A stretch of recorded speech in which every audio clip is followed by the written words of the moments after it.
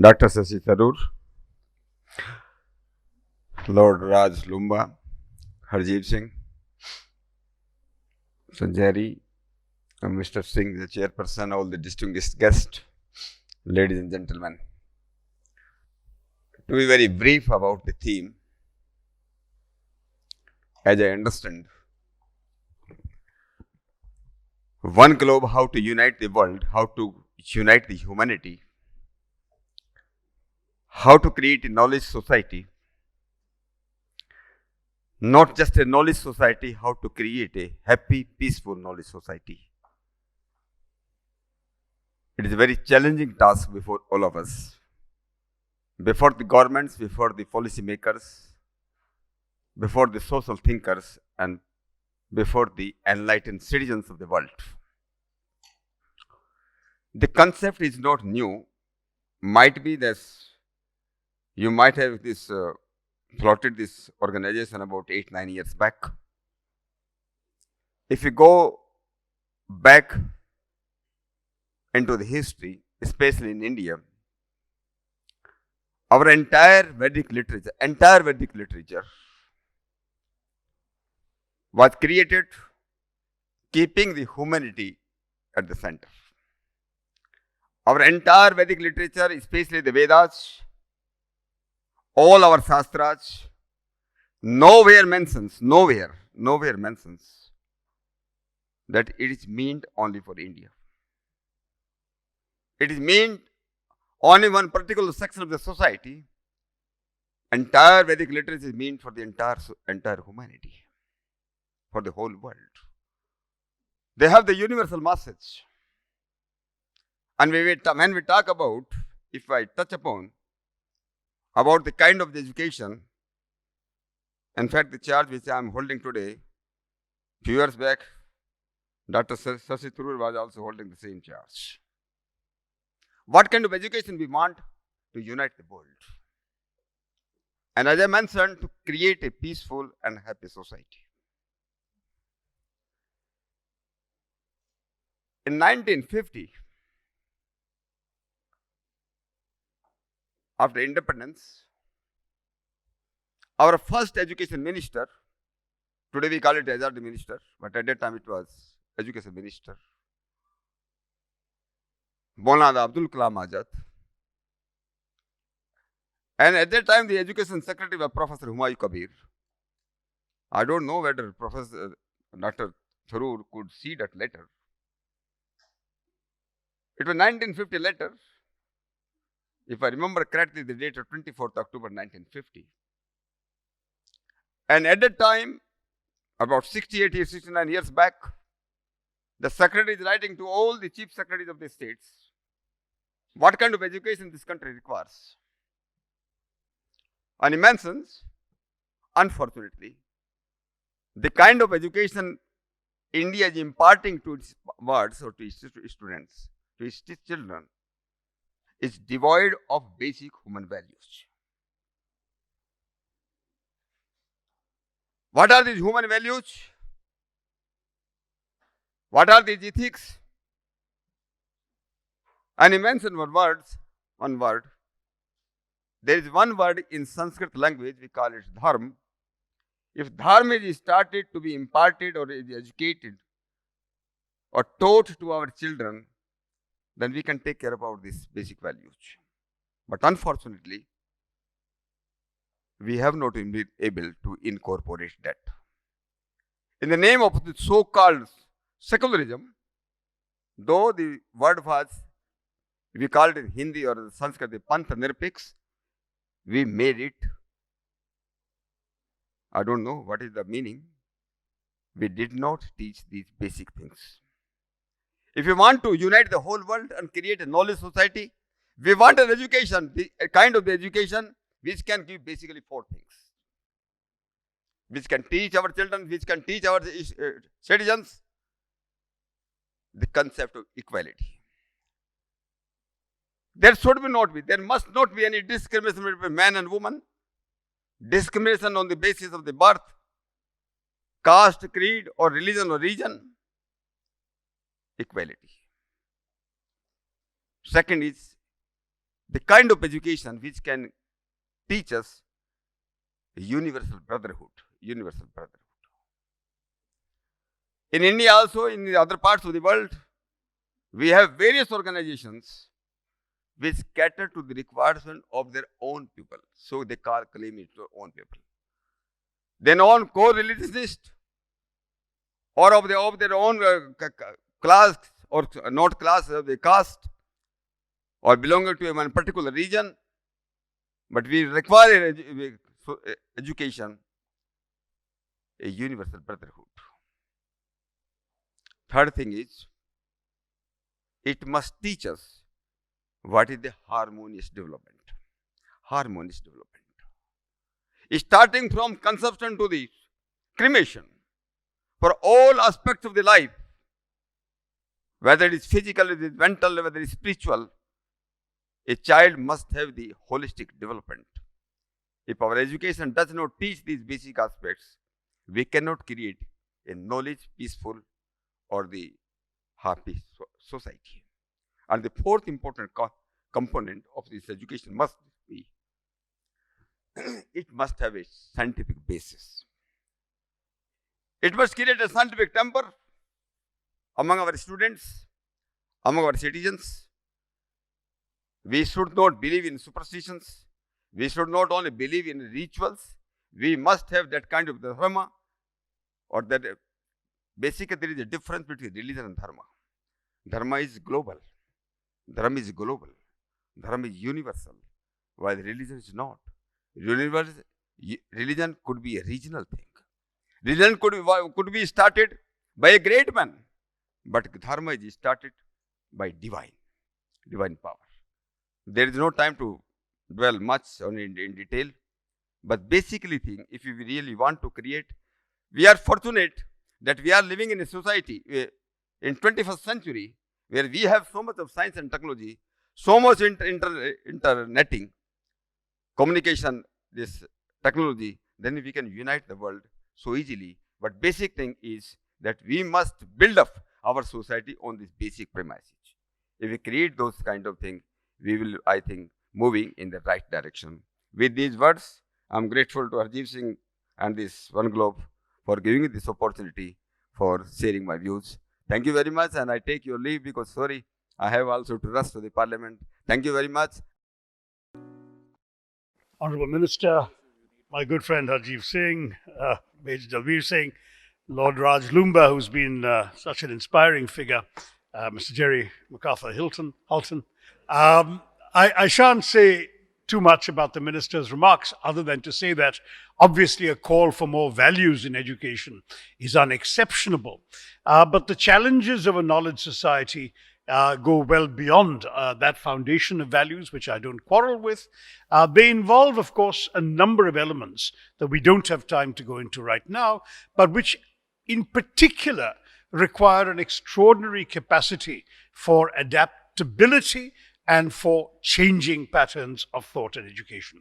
We have a system of higher education in India that is over-regulated and under-governed, and as a result, we don't focus enough on outcomes. We are heavily emphasizing process, and the resultant lack of flexibility means that in many scientific and technical institutions, we tend to be teaching what is already out of date several years ago. And this is clearly what's wrong in the 21st century.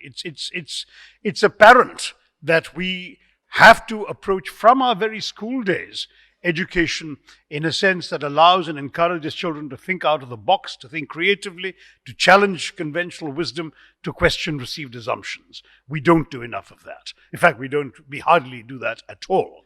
And so the big challenge in working towards an India for the 21st century knowledge economy is that even our successes cannot easily be built upon. I'll give you one example and then I must rush. In the 90s, when we were all connected thanks to fiber optic cables and everything else, a new business was born that India thrived in. And I don't just mean business process outsourcing in the broader sense of the term. I mean very specifically the field of medical transcription. What used to happen was that an American doctor would see his patients during the day, dictate his medical notes at the end of his day. They would be zinged over overnight while he went to bed to an Indian with adequate medical qualifications who would type them up during the Indian's day. They would be zinged back to the doctor, and when the doctor woke up in the morning and came to his practice, all his notes were there, perfectly usable, typed up and ready to go. Wonderful idea, much cheaper than hiring an American secretary or two. Certainly, the person in India usually had higher qualifications. And at the end of all of that, the business began to thrive, medical transcription boomed, and India inevitably cornered about 95% of the global market in medical transcriptions. The heyday lasted less than 15 years. What happened? Medical transcription has gone bust. People are shutting down the once thriving firms whose valuations had gone up dizzyingly for one very simple reason. No one anticipated the rapid progress in artificial intelligence's ability to do speech recognition, which means that now, instead of doctors having to send their notes over to India, they buy one software once, speak into a machine, and their words appear on their computer screen in front of them even as they speak, with a over 95% accuracy rate, which matches that of the Indian typist at the other end.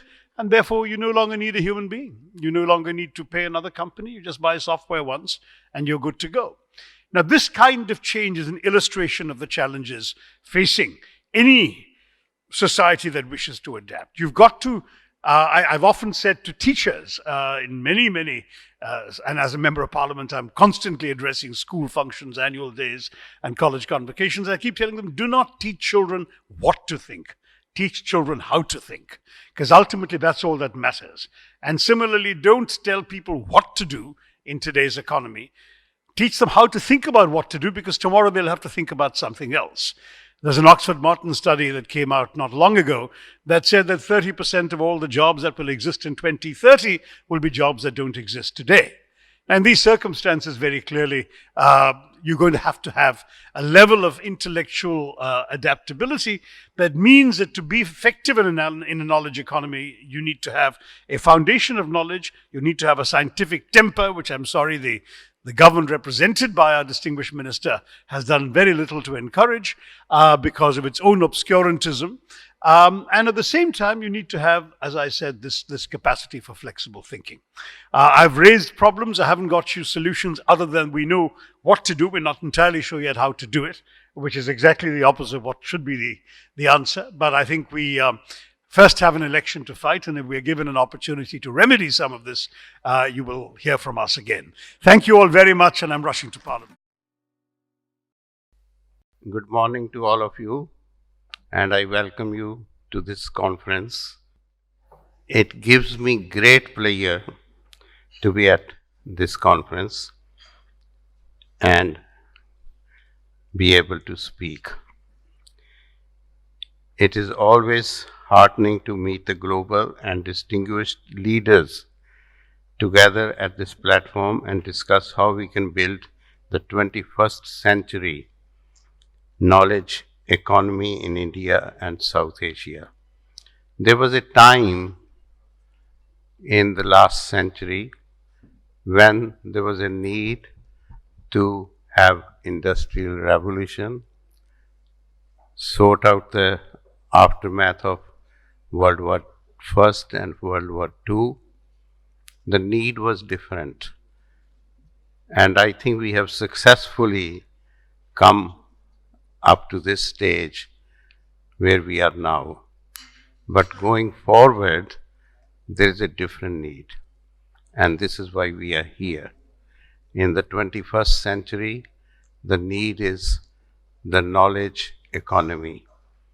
And I have to congratulate my friend Harjeev Singh, Mr. Dalbir Singh, and the team for organizing this event every year and encourage the lawmakers and people who are in a position to take the work forward. And I am pleased to be part of it. I have not missed any event since 2012 as we started this conference. Every country is actually involved in empowering women. And it is also well known that the 21st century is a women's century. And I fully agree with that. I have always supported the cause of women, be it difference in pay, difference in education, difference at jobs. They should be equal. On the whole, the population of the whole world is not too much different. There are around 51% men and 49% women. So, if nature can equalize the genders proportion, then why we people are keeping women different? We people treat women differently. So I'm sure you will hear from other speakers more about what they propose about the skill training and educating women and bringing in equality. I would like to take this moment to talk about the human rights of women, particularly of widows, which has been my passion for the last 22 years. Widows suffer a double discrimination, which has been recognized by the United Nations as well as by the House of Lords in England.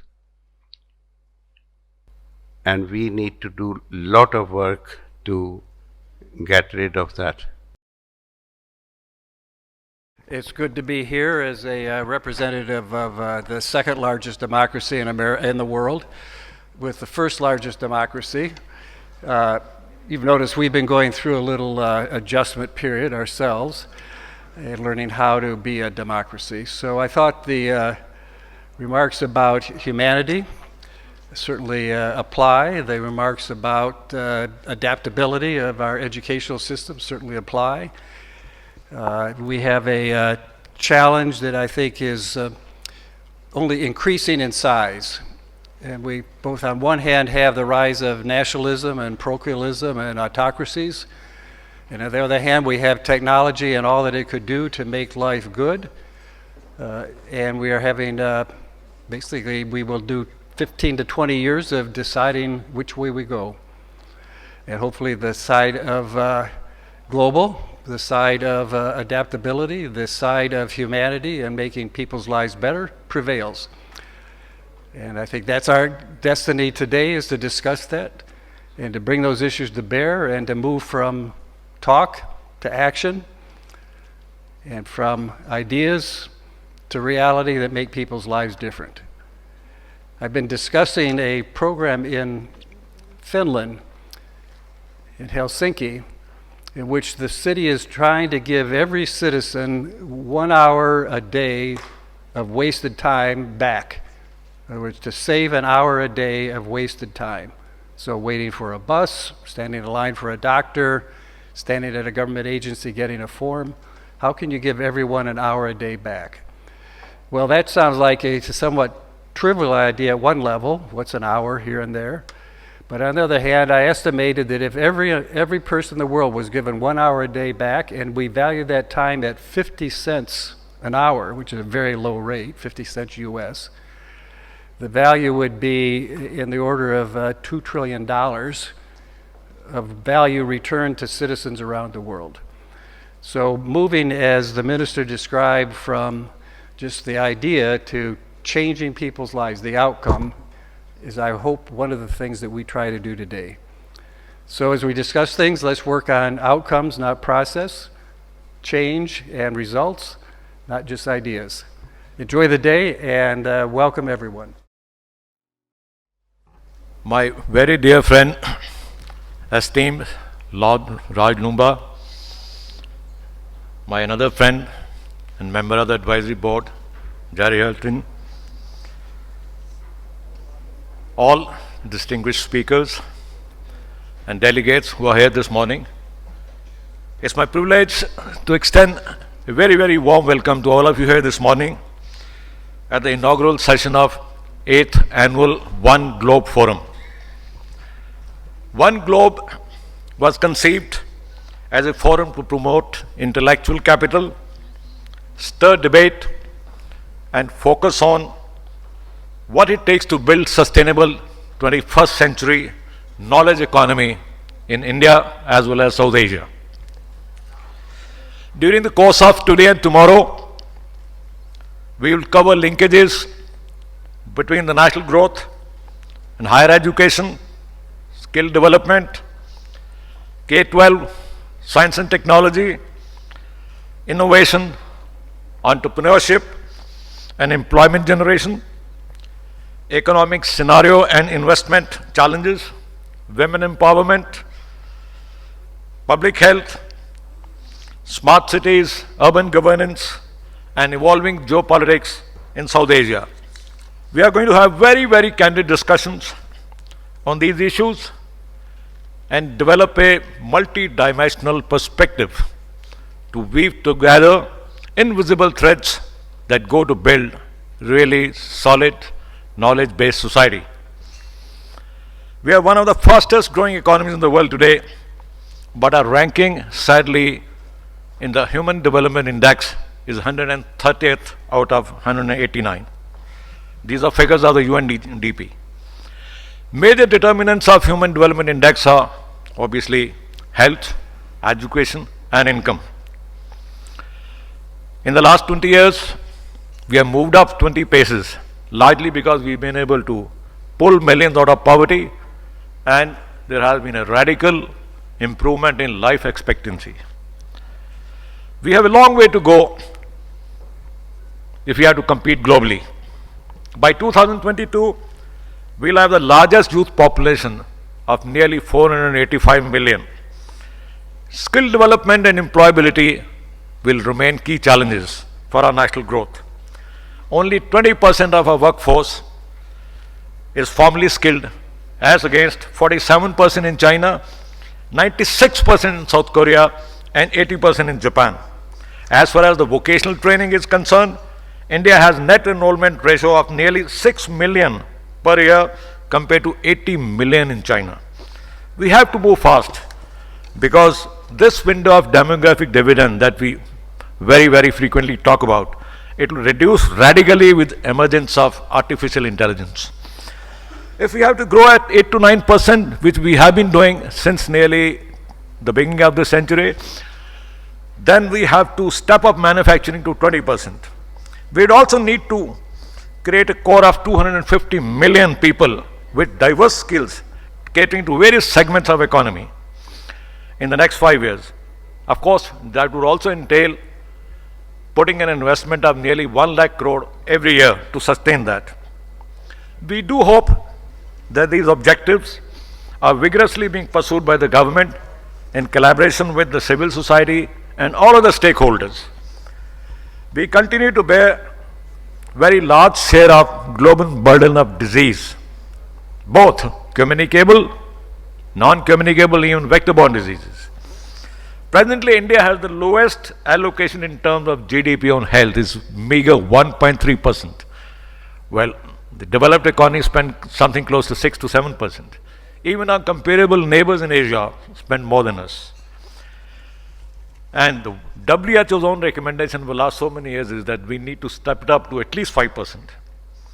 And in India, we spent 86% out of pocket for our health needs, which is amongst highest in the world today. And in the result, what happens that it pushes nearly 60 million people into perpetual trap of debt and poverty, and from which they are never able to recover. We need to modernize our school education by updating infrastructure, technology, and curriculum. We need to build more institutes of excellence in higher education. Surprisingly, none of our central universities figure out in the top 200 universities in the world. This area needs more private sector participation as well as more foreign investment.